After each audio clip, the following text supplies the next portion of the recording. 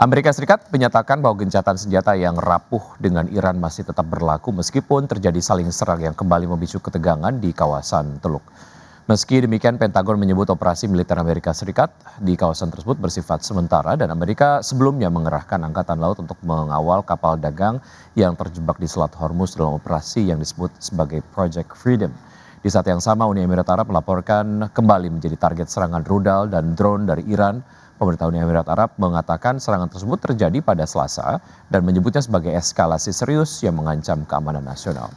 Kementerian Pertahanan Uni Emirat Arab menyebut sistem pertahanan udara kembali aktif menghadapi ancaman rudal dan drone yang diluncurkan dari arah Iran. PT Barito Pacific Tbk atau BRPT sukses mencatatkan kinerja keuangan yang imersif di sepanjang 3 bulan pertama 2026. Ya, perseroan mencatatkan kenaikan laba bersih naik tinggi di 459,9% year on year dan pendapatan melonjak tajam di 232,18% year on year. Dikutip dari Keterbukaan Informasi Bursa Efek Indonesia, PT Barito Pacific Tbk atau BRPT berhasil mencetak laba bersih yang diatribusikan kepada pemilik entitas induk sebesar 90,48 juta dolar Amerika di kuartal 1 2026 atau meningkat 459,90% secara tahunan dibandingkan laba bersih di periode sebelumnya di kuartal 1 2025 di 16,16 juta dolar Amerika. Sementara pendapatan perseroan melonjak tajam 232,18% secara tahunan menjadi 2,57 miliar dolar Amerika dari 773,75 juta dolar Amerika di kuartal 1 2025. Mayoritas pendapatan berasal dari segmen petrokimia dan kilang 2,40 miliar dolar Amerika, melesat 286,40% secara tahunan dibandingkan periode sebelumnya di 622,09 juta dolar Amerika. Pendapatan dari segmen energi dan sumber daya 165,17 juta dolar Amerika tumbuh 9,76% secara tahunan. Selain itu, perseroan memperoleh pendapatan dari segmen properti 2,53 juta dolar Amerika, lebih tinggi 15,53% secara tahunan. Di tengah kenaikan pendapatan, beban bahan baku perseroan menanjak 211,57% secara tahunan, jadi 1,88 miliar dolar Amerika. Beban penyusutan dan amortisasi membengkak 125,63% secara tahunan, jadi 110,22 juta dolar Amerika. Sementara beban keuangan naik 50,29% secara tahunan, jadi 126,24 juta dolar Amerika di kuartal 1 2026. Pada saat yang sama, perseroan meraih kenaikan pendapatan keuangan 5.318,93% secara tahunan menjadi 30,35 juta dolar Amerika. Sementara laba sebelum pajak 335,25 juta dolar Amerika meningkat tajam 495,89% secara tahunan.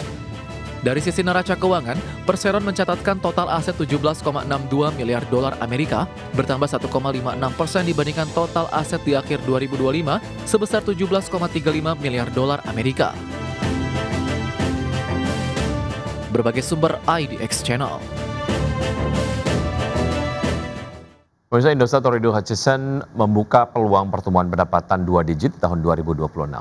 Ya, meski menargetkan kenaikan di level menengah hingga tinggi 1 digit, kinerja kuartal pertama menunjukkan hasil yang lebih kuat. Panjang kuartal pertama 2026, Indosat mencatatkan pendapatan sebesar Rp15,22 triliun atau tumbuh 12,10% secara tahunan. Kontribusi terbesar datang dari segmen seluler sebesar Rp12,70 triliun, disusul multimedia dan data internet Rp2,30 triliun serta telekomunikasi tetap Rp212,83 miliar. Laba bersih yang dapat diatribusikan kepada entitas induk mencapai Rp1,49 triliun atau naik 13,75% dibandingkan tahun lalu. Presiden Direktur dan CEO Indosat menyebutkan target awal perseroan berada di level high single digit. Namun capaian awal tahun memberi ruang untuk pertumbuhan lebih tinggi. Meski demikian, perusahaan tetap berhati-hati mengingat faktor eksternal yang dapat mempengaruhi kinerja bisnis. Untuk menjaga momentum, Indosat menggeser strategi ke model bisnis yang lebih ringan aset atau aset light. Perseroan tidak berfokus pada belanja modal besar, namun tetap menyiapkan capex sekitar Rp13 triliun di tahun 2026. Angka ini belum termasuk biaya lisensi spektrum dan GPU. Kedepan Indosat juga akan memperkuat kapasitas jaringan melalui partisipasi dalam lelang spektrum frekuensi seperti pita 700 MHz dan 2,6 GHz. Berbagai sumber untuk IDX Channel. PT Sari Melati Kencana Tbk atau PZZA mengumumkan pembagian dividen tunai untuk tahun 2025. Ya, total nilai dividen mencapai 5 miliar rupiah dengan nilai per saham Rp1,66.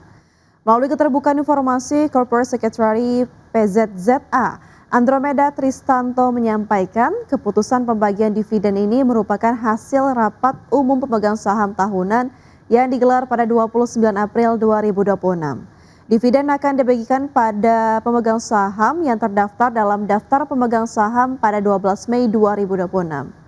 Jadwal pembagian dividen telah ditetapkan dimulai dengan kam dividen di pasar reguler dan negosiasi pada 8 Mei 2026 serta pembayaran dividen tunai yang akan dilakukan pada 3 Juni 2026.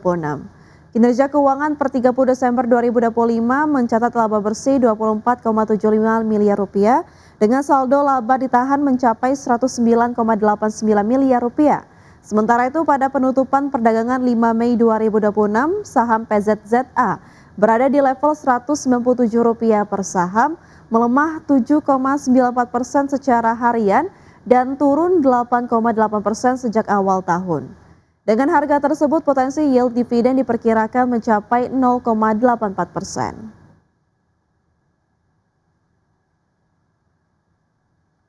Pemirsa, di tengah kondisi indeks harga saham gabungan yang bergerak fluktuatif, sejumlah emiten mengambil langkah strategis dengan melakukan pembelian kembali saham atau buyback. Adapun emiten yang telah menjadwalkan atau sedang menjalankan aksi buyback diantaranya adalah Adaro Andalan Indonesia atau ADI dengan dana buyback hingga 5 triliun rupiah dan Astra International atau ASII dengan alokasi dana buyback mencapai 2 triliun rupiah. Di tengah kondisi indeks harga saham gabungan yang bergerak fluktuatif, sejumlah emiten di Bursa Efek Indonesia mengambil langkah strategis dengan melakukan pembelian kembali saham atau buyback. Aksi korporasi ini seringkali dianggap sebagai sinyal positif dari manajemen perusahaan. Selain untuk menjaga stabilitas harga di pasar, buyback juga mencerminkan kepercayaan diri perusahaan bahwa harga saham mereka saat ini sudah tergolong murah dibandingkan nilai fundamentalnya.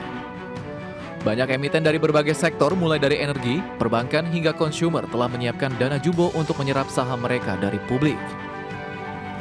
Emiten-emiten yang menjadwalkan atau sedang menjalankan proses buyback pada bulan Mei 2026 diantaranya PT Adaro Andalan Indonesia Tbk yang menyiapkan dana fantastis hingga 5 triliun rupiah. Rencana buyback akan diputuskan dalam RUP ST pada 22 Mei 2026. Selanjutnya PT Astra International Tbk yang masih dalam periode buyback dengan alokasi dana mencapai 2 triliun rupiah dengan periode pelaksanaan hingga 15 Juni 2026. Kemudian PT Telkom Indonesia Persero Tbk yang mengumumkan rencana buyback senilai maksimal 1 triliun rupiah. PT United Tractors Tbk dengan nilai 2 triliun rupiah yang berlangsung sepanjang April hingga 30 Juni 2026. Dari sektor perbankan, BBNI masih menjalankan program pemberian kembali saham dengan estimasi dana 905,48 miliar rupiah yang berlangsung hingga Maret 2027. Selain itu, PT Mitra Keluarga Karya Sehat Tbk menyiapkan 1 triliun rupiah dana buyback dengan periode pelaksanaan hingga 7 Juni 2026. Tak ketinggalan, PT Kalbe Pharma Tbk dengan nilai buyback 500 miliar rupiah yang berlangsung hingga Juli 2026 dan PT TBS Energi Utama Tbk yang memulai buyback sejak April lalu dan akan terus berlangsung hingga tahun depan. Terkait aksi buyback saham, analis pasar modal menyebut aksi korporasi ini biasanya membawa pesan tertentu kepada para pemegang saham. Pertama, sebagai downside protection, di tengah pasar yang sedang lesu, buyback berfungsi sebagai penahan agar harga saham tidak merosot lebih dalam dan likuiditas saham di pasar tetap terjaga. Kedua, meningkatkan nilai pemegang saham ketika perusahaan membeli kembali sahamnya, jumlah saham yang beredar di publik akan berkurang. Secara teoritis, hal ini dapat meningkatkan laba per saham atau earnings per share. Meski demikian, analis mengingatkan bahwa buyback bukanlah obat mujarab untuk segala kondisi. Jika fundamental perusahaan tidak kuat, dampak buyback disebut hanya akan terasa dalam jangka pendek. Selain itu, penggunaan kas internal untuk buyback berarti mengurangi dana yang bisa digunakan perseroan untuk ekspansi bisnis di masa depan. Berbagai sumber IDX Channel. Pemirsa, Badan Pusat Statistik mencatat pertumbuhan ekonomi Indonesia di kuartal 1 2026 mencapai 5,61%. Ya, secara tahunan pertumbuhan ekonomi ini melebihi target pemerintah yang menargetkan pertumbuhan sebesar 5,5%. Badan Pusat Statistik melaporkan pertumbuhan ekonomi Indonesia pada kuartal 1 2026 secara tahunan sebesar 5,61%. Konsumsi masyarakat masih menjadi penopang utama pertumbuhan ekonomi kuartal 1. Kinerja konsumsi rumah tangga pada periode ini utamanya didorong oleh mobilitas penduduk pada momen libur nasional dan hari besar keagamaan, yakni perayaan Nyepi dan Idul Fitri. Kepala Badan Pusat Statistik Amalia Adenigar Widya Santi menegaskan berbagai kebijakan pemerintah dalam pengendalian inflasi serta berbagai stimulus pemerintah untuk mendorong konsumsi seperti diskon tiket transportasi, pemberian THR atau gaji ke-14, serta penetapan BI rate pada level 4,75% juga turut mendorong konsumsi masyarakat. Berdasarkan besaran produk domestik bruto pada triwulan 1 2026, atas dasar harga berlaku sebesar Rp6.187,2 triliun, atas dasar harga konstan Rp3.447,7 triliun, sehingga pertumbuhan ekonomi Indonesia pada triwulan 1 2026 bila dibandingkan triwulan 1 2025 atau secara year on year tumbuh 5,61%. Sementara itu, berdasarkan besaran produk domestik bruto pada kuartal 4 tahun 2025 atas dasar harga berlaku sebesar Rp6.187,2 triliun dan atas dasar harga konstan senilai Rp3.447,7 triliun. Jakarta, Tim Liputan IDX Channel.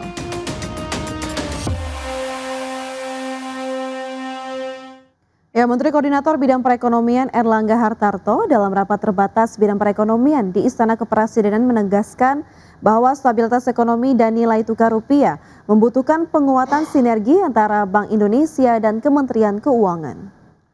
Dalam laporannya kepada Presiden Prabowo Subianto di Istana, Menko Erlangga mengklaim bahwa pertumbuhan ekonomi Indonesia kuartal 1 tahun 2026 mencapai 5,61%, salah satu yang tertinggi di negara-negara G20, di mana upaya penguatan sinergi kebijakan ekonomi mampu mendongkrak laju konsumsi masyarakat dan belanja negara. Di sisi lain, stabilitas keuangan juga didorong oleh sinergi kebijakan antara Bank Indonesia dan Kementerian Keuangan sebagai penguatan stabilitas fundamental ekonomi. Selanjutnya, Presiden berharap jajaran Kementerian Bidang Perekonomian terus melakukan mitigasi arus modal keluar atau capital outflow. Dari hasil tadi pengumuman BPS di kuartal pertama baik, kita pertumbuhannya di 5,61 dan pertumbuhan ini adalah di antara negara G20 tertinggi. Jadi kita di atas Cina, di atas Singapura, Korea Selatan, Arab, bahkan Amerika.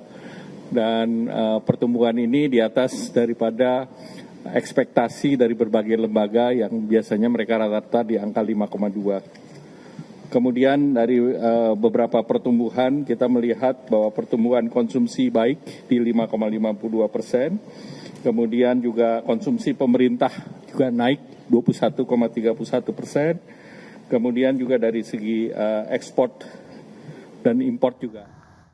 Ya, sementara itu Menteri Keuangan Purbayudhi Sadewa menilai realisasi pertumbuhan ekonomi Indonesia pada kuartal 1 2026 yang tumbuh 5,61% secara tahunan cukup kuat dan solid di tengah gejolak global. Ya, menurut Purbaya, realisasi tersebut merupakan prestasi yang luar biasa di tengah konflik Selat Hormuz yang menggerus laju perdagangan internasional.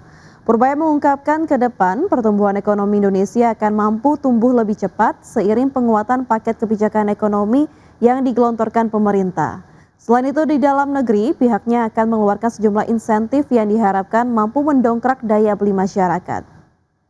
Prestasi yang luar biasa loh. Di tengah gejolak tekanan perekonomian global yang amat tidak menentu, kita masih bisa tumbuh sesuai dengan target 5,61 dan dibandingkan triwulan keempat tahun lalu kan tumbuhnya lebih cepat.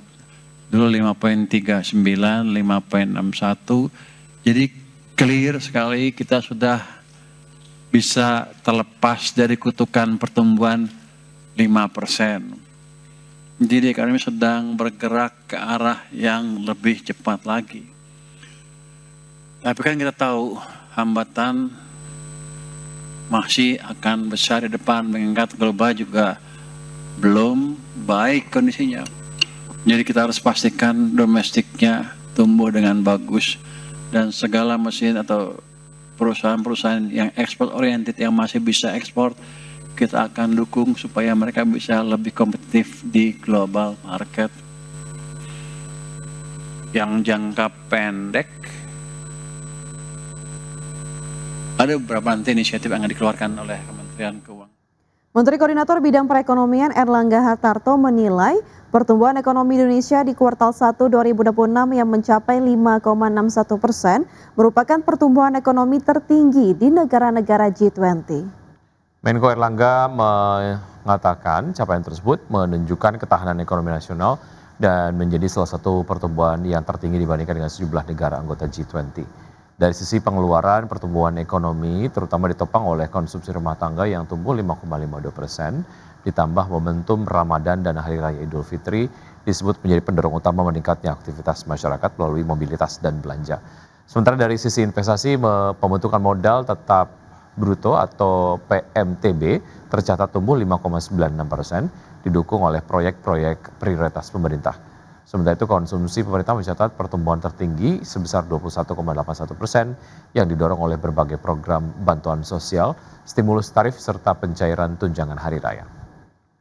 Kalau kita lihat konsumsi rumah tangga masih menjadi penggerak utama dengan pertumbuhan 5,52%, dan ini semakin menegaskan bahwa momentum daripada Ramadan dan Idul Fitri serta pelepasan mobilitas itu meningkat dengan tinggi. Di kuartal pertama juga kita lihat belanja pemerintah tumbuh tinggi di angka 21,81%, di mana ini angkanya sekitar 815 triliun.